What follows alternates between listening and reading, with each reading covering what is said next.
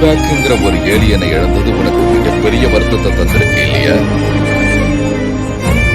ஆமா, என்கிட்ட இருந்து ஏதோ ஒண்ணு பிரிஞ்ச மாதிரி இருக்கு. இழப்புன்னு ஒண்ணு ஏற்பட்டா அதையே நினைச்சு நம்ம வாழ்க்கையை நாமே வீணாக்கிக்க கூடாது. செஞ்ச தப்ப திருத்திக்க பார்க்கணும்.